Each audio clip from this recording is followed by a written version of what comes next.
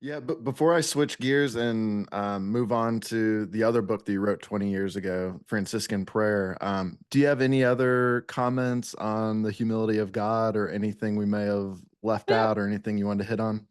no, it's just that honestly, I don't hear it talked about. I don't hear it preached. I go to a Franciscan parish. I'd like to have Franciscans start preaching on their own theology instead of borrowing Thomas Aquinas all the time or just some random contemporary writer. I'm saying that we have elements in this tradition that need to be brought out because people are desperately looking for the very things we already have. We have the treasure within, right? And we're not mining this treasure. And we need more scholars, quite honestly. We don't have enough Franciscan scholars or people who can tap into this tradition and really bring it out, like the Jesuits have done for Thomas Aquinas. That I have to give it to them. They really have mined Thomas for the modern age, but we haven't done so. And for some reason we keep this tradition very medieval, and it doesn't have to be locked into its medieval constraints.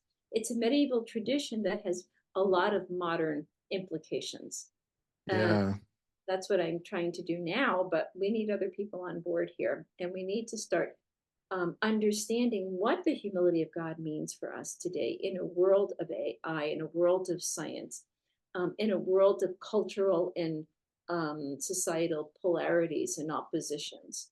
What does that a humility, a humble God mean when you have political differences, when you have interracial marriages, when you have transgender and non-binary gender, and whatever persons are?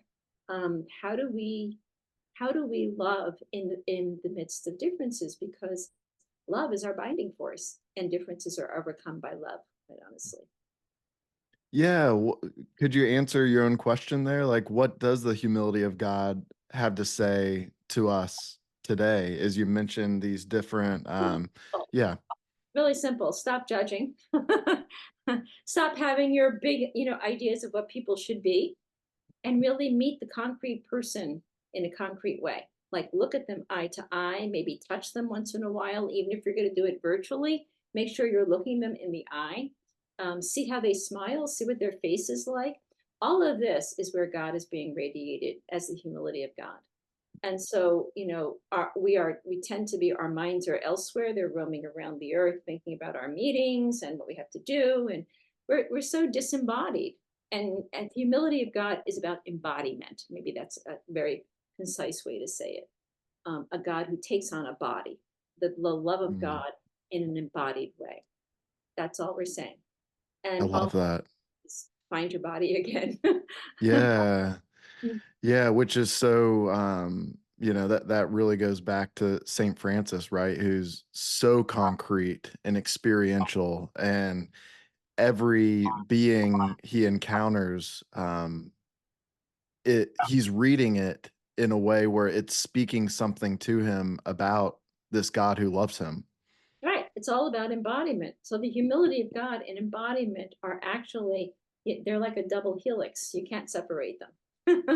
That's why it's incarnational, right?